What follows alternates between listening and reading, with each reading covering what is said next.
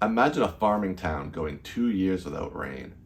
The town, the people itself, just baking in the sun. And you need to return to your childhood hometown for a funeral, only to find out that everyone in that town remembers every mistake of your past, and the air is heavy with accusations against you. A man and his family are dead. The officials are saying it's a murder-suicide, but things don't quite add up. And this town has a history of not letting its past go. This is the world that Jane Harper plunges you into with The Dry. And I want to talk about how The Dry uses the Outback itself as a weapon. How the isolation, the gossip, the guilt, and the oppressive heat take something like a simple mystery and turns it into something much more like an Outback noir. And how, when I finished this book, it made me think, maybe I need to make room for the sequels. I first came across Jane Harper because I was looking for more authors like Tana French. If you're not familiar with Tana French, she is an Irish writer who does a lot of police procedurals that take place in Ireland, and her books are incredibly atmospheric and very moody, and I was looking for more books like that. And Jane Harper's name kept popping up over and over again. So I grabbed this book. My wife actually read it first, and she recommended that I needed to read this as soon as possible. And I'm glad I didn't wait. I'm glad I took her advice because this book is incredible. So let's dive in. In The Dry, we follow federal agent Aaron Falk, and he's returning to his hometown after being away for the past 10 to 15 years for a funeral for his childhood best friend. And it just so happens that his childhood best friend is accused of murdering his wife and his son before taking his own life. And the longer that Aaron stays there, the more he realizes things aren't quite adding up to the official report. But the town itself is quick to believe this story because the town has been haunted in the past with another unsolved murder, one that Aaron was a suspect in back as a teenager. And to make matters worse, the town is in the middle of a 2-year drought. The rivers have dried up, farms are going under because they're not producing crops, the heat is unbearable, and the people are ready to snap, and in some cases, already have. And from that first chapter, Jane Harper does an amazing job of making you feel that heat, feeling it pressed down on you and feeling it pressed down on the townspeople. The Dry takes place in a fictional town that's situated somewhere kind of in like the southeast area of Australia, and it's roughly 3 or 4 hours away from any large city. Most of the inhabitants of the town are farmers. You can understand how devastating a drought would be for a bunch of people whose only way of survival is farming. So once the land starts drying up, their patience starts drying up. And you feel this just undercurrent crackling through the entire book. And Jane Harper really shows you just the decay around the town.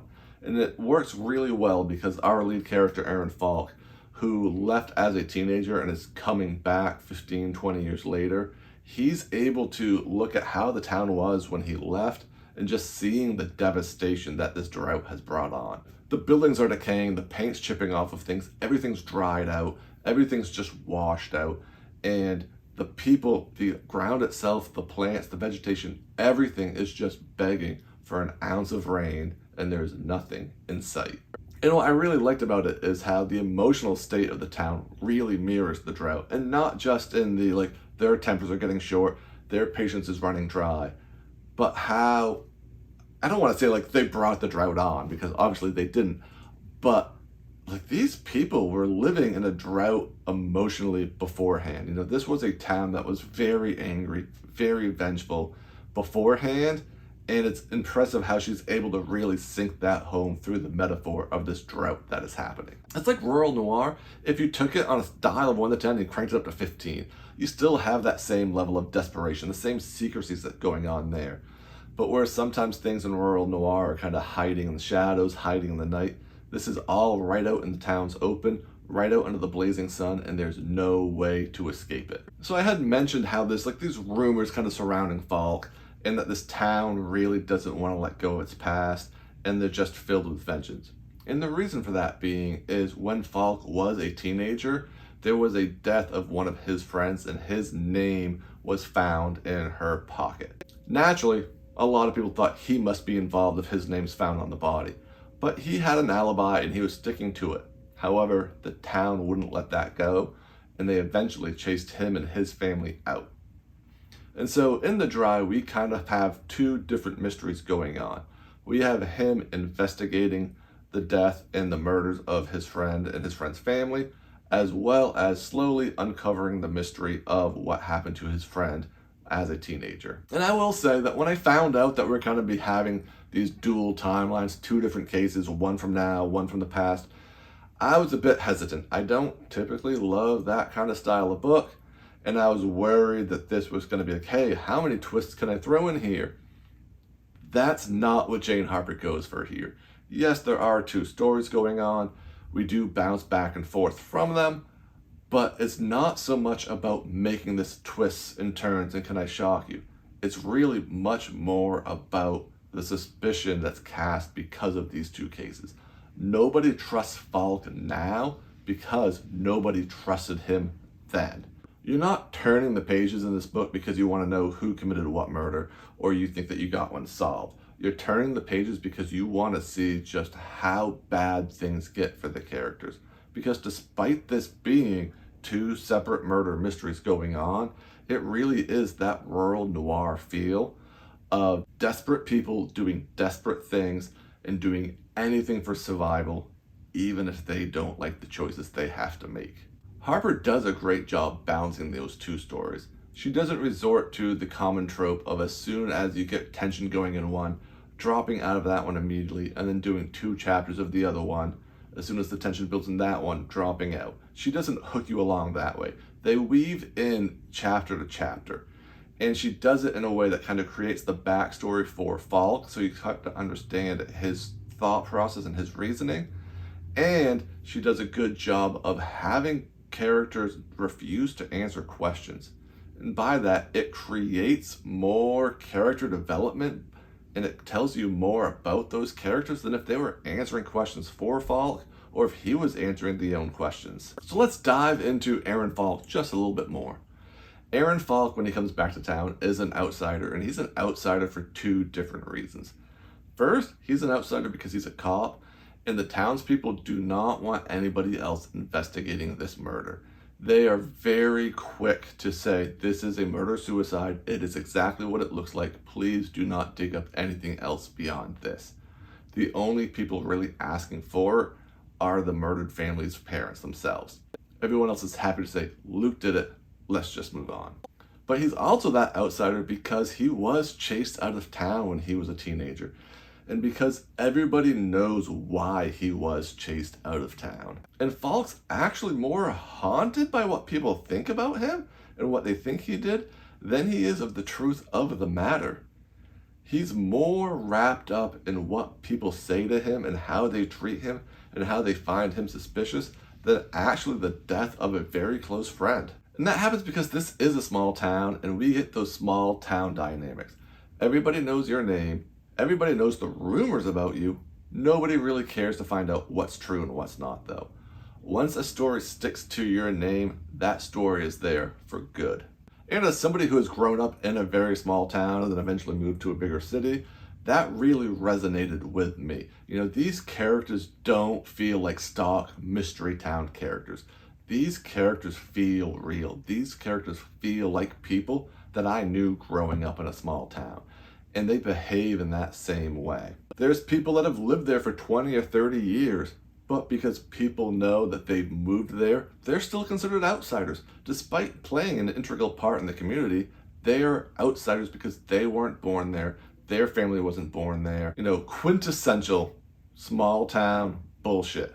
But on the flip side of that, you know, small town bullshit, they still feel real because it is people coping with poverty. It's people coping with the heat and the drought, and it's people coping with the secrets of the town. And again, all of it feels very real. None of it feels like stock cookie cutter character work. What I really enjoyed while I was reading this was the kind of the parallels it makes with rural noir. You know, this Outback noir that Jane Harper kicked off with this book is very similar to Southern noir in America. They have that same fatalism going on between them in the stories, but they're filtered a slightly different way. Rural noir typically has that something's rotting in the underbelly feeling of it. While this Outback noir, everything's dead, everything's cracked, everything's turned to dust. There's no rotting. It's already gone. Now, I want to tackle the prose next. The prose that Jane Harper uses is serviceable. It's clean, it's direct. She's never pulling you out of the story. She's not going to blow you away with some beautiful sentence structure that's going to make you stop and think and go, wow, she must have worked so hard on this sentence, and it shows.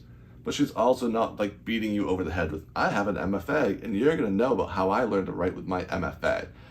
It serves its point, it moves on, it never pulls you out of the story. But don't walk away thinking that the prose is bad or that she's not a good writer, because she is. There are times where you certainly feel the heat beating down on you in this book. You feel the weight of the guilt that characters have. You feel the weight of suspicion that characters have on you. You are very quickly put into their shoes, and she does a magnificent job of making you carry that weight for her characters. And it's not a book that's meant to be super twisty, shock you with this crazy twist ending that you didn't see coming. It's a story that's built to simmer, and it just simmers and simmers and simmers in that small town feeling. It doesn't lead into melodrama. As soon as you think that it's going to get there, she's smart enough to steer away from that, and it's all about this quiet devastation of an entire town that's on the brink of collapse for many different reasons. And that's what's really stuck with me after I finished this book. It wasn't the reveal of who committed what crimes. It was the slow devastation it took to get there. This isn't a book trying to shock you, like I said. It's a book trying to move you. It's a book trying to make you think. It's a book making you realize how desperate people can do very desperate things for survival. So yeah, this one stuck with me. And not because it shocked me, but because it feels real. It feels like I know these characters. It feels like their devastation and what they've gone through. I've felt that. I've shared that. I've bonded with that with them. And that's what I love about reading, to be able to get that feeling with something just from the written word. I read this after picking out my TBR for November, and now I'm kind of at this crossroads of, do I kick something off of my TBR for November so I can read the sequel and the next book in this series? Or do I hold tight with what I got going for November and pick up the next one in this in December? Let me know in the comments what you think I should do. Or if you've read The Dry by Jane Harper, let me know in the comments as well. I'd love to know what you think. Maybe you've seen the movie. I know there's an adaptation floating around some streaming service. If you've checked that out, let me know if it's good or not. If you're looking for more crime fiction recs and reviews, consider subscribing. There'll be more coming in the following weeks. Until next time, keep your porch light on.